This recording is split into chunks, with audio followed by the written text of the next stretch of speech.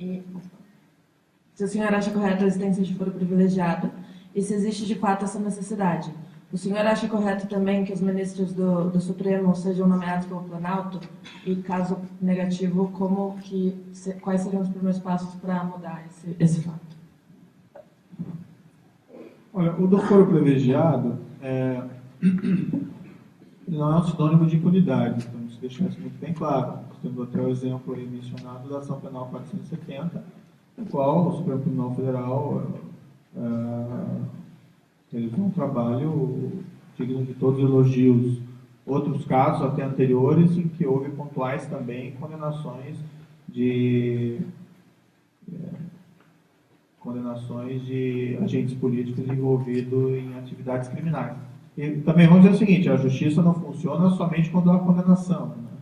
Porque, como eu disse, ela pode resultar na absolvição, a justiça está funcionando também, tudo depende das provas que existem no caso, né? Então, a absolvição não é sinônimo de impunidade, necessariamente. Numa perspectiva moral, eu acho que a ideia básica de uma democracia é que todos nós somos indivíduos livres e iguais, né?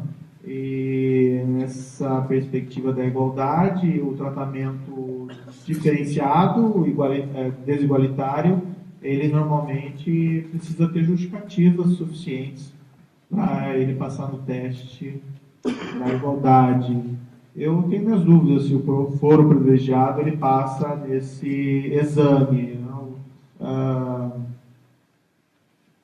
Um pouco de sabedoria de revista em quadrinho diz lá que quanto maiores os poderes, maior a responsabilidade. E no fundo, o foro privilegiado parece o contrário, e se dá maior proteção quando se tem maiores poderes, maior proteção jurídica, porque a estrutura, como disse, é uma estrutura não preparada para o julgamento desses casos. Talvez no contexto mais simples, né, que fossem poucos casos de corrupção envolvendo indivíduos em altas posições do poder, o foro privilegiado não fosse assim tão complicado. Mas num quadro, talvez, de corrupção sistêmica, é um desafio ao Supremo Tribunal Federal conseguir julgar todos esses casos criminais. A própria Ação Penal 470, eu estava lá, estava convocado no Supremo como juiz auxiliar, e isso comprometeu as atividades do tribunal por 6 meses. Foi um caso difícil, foi um caso histórico, mas foi um caso muito difícil para o Supremo Tribunal Federal julgar. Então é difícil pensar se ele tem estrutura suficiente para tratar todos esses casos. Espero que tenha, que consiga resolver. Até o momento tem dado mostras que tem a intenção séria de tratar com seriedade essas questões. E a outra questão, a da indicação dos ministros, né? Olha, esse é um problema. Nosso modelo nós copiamos dos Estados Unidos, né? Então, o presidente indica e o Senado aprova. É o modelo norte-americano. Nos Estados Unidos mesmo nós estamos vendo toda uma polêmica envolvendo agora a indicação de um novo ministro, novo juiz da Suprema Corte, que eles não usam a expressão ministro, pelo presidente Obama. Há uma discussão partidarizada sobre isso. E eu não acho necessariamente que seja um sistema ruim, ou nos Estados Unidos ou no Brasil. A grande questão é a alternativa. Se não for esse o modelo, qual é o modelo?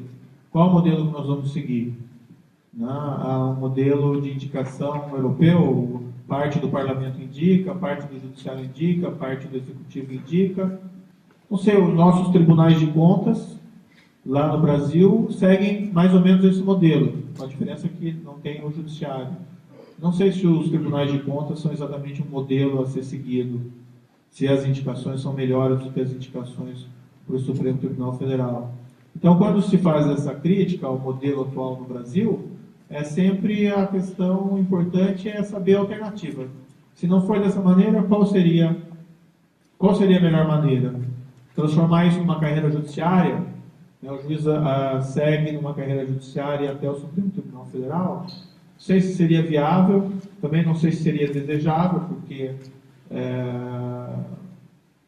haveria uma certa homogeneização também de uma espécie de juiz da Suprema Corte. Agora, o que é importante é que essas escolhas sejam bem feitas pelo presidente, e quando a escolha for feita, quer boa ou não, o Senado assuma um papel de um verdadeiro escrutínio. E que a sociedade civil, também a imprensa envolvida, ela realize um controle, realize uma eventual censura de uma escolha que não tenha sido bem feita. Se houver essa movimentação da sociedade democrática em cima das escolhas para exercer um controle, o modelo pode funcionar.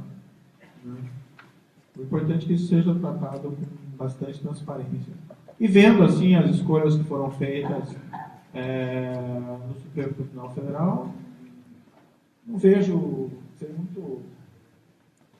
Não que me caiba algum papel nisso, mas normalmente as escolhas são boas. São indicadas pessoas de qualidade moral e jurídica ao Supremo Tribunal Federal.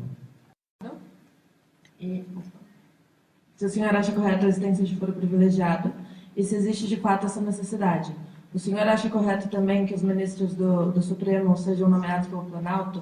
E caso negativo, quais seriam os primeiros passos para mudar esse fato? Olha, o do foro privilegiado não é um sinônimo de impunidade, então isso deixa isso muito bem claro. Nós temos até o exemplo aí mencionado da Ação Penal 470, no qual o Supremo Tribunal Federal ele fez um trabalho digno de todos os elogios.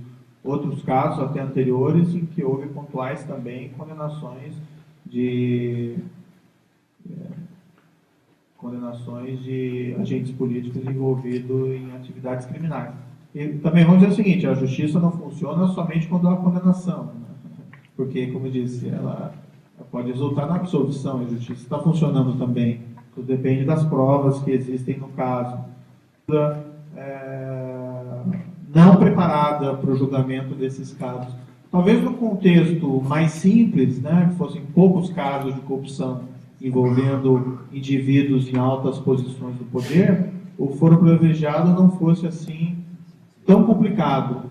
Mas num quadro, talvez, de corrupção sistêmica, é um desafio ao Supremo Tribunal Federal conseguir julgar todos esses casos criminais. A própria Ação Penal 470, eu estava lá, estava convocado no Supremo como juiz auxiliar, e isso comprometeu as atividades do tribunal por 6 meses.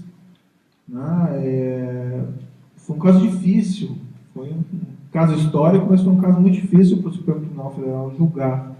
Então é difícil pensar se ele tem estrutura suficiente para tratar todos esses casos. Espero que tenha e que consiga resolver. Até o momento tem dado mostras que tem a intenção séria de tratar com seriedade essas questões. E a outra questão, a da indicação dos ministros. Olha, esse é um problema. Nosso modelo nós copiamos dos Estados Unidos. Então, o presidente indica e o Senado aprova. É um modelo norte-americano. Nos Estados Unidos mesmo nós estamos vendo toda uma polêmica envolvendo agora a indicação de um novo ministro, novo juiz da Suprema Corte, que eles não usam a expressão ministro, pelo presidente Obama. Há uma discussão partidarizada sobre isso. E eu não acho necessariamente que seja um sistema ruim, ou nos Estados Unidos ou no Brasil. A grande questão é a alternativa. Se não for esse o modelo, qual é o modelo? Qual é o modelo que nós vamos seguir? Há um modelo de indicação europeu, parte do parlamento indica, parte do judiciário indica, parte do executivo indica. Não sei, os nossos tribunais de contas, lá no Brasil, seguem mais ou menos esse modelo. A diferença é que não tem o judiciário. Não sei se os tribunais de contas são exatamente um modelo a ser seguido, se as indicações são melhores do que as indicações para o Supremo Tribunal Federal. Então, quando se faz essa crítica ao modelo atual no Brasil, é sempre a questão importante é saber a alternativa. Se não for dessa maneira, qual seria a melhor maneira? Transformar isso numa carreira judiciária?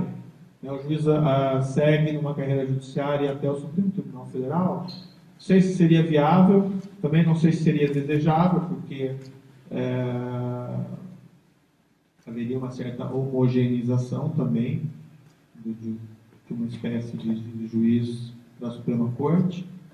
Agora, o que é importante é que essas escolhas sejam bem feitas pelo presidente e quando a escolha for feita, quer boa ou não, o Senado assume um papel de um verdadeiro escrutínio. Então, a absolução não é sinônimo de impunidade necessariamente. Numa perspectiva moral, eu acho que a ideia básica de uma democracia é que todos nós somos indivíduos livres e iguais. E nessa perspectiva da igualdade, o tratamento diferenciado, desigualitário, ele normalmente precisa ter justificativas suficientes para ele passar no teste da igualdade. Eu tenho minhas dúvidas se o foro privilegiado ele passa nesse exame. Um pouco de sabedoria de revista em quadrinho diz lá que quanto maiores os poderes, maior a responsabilidade.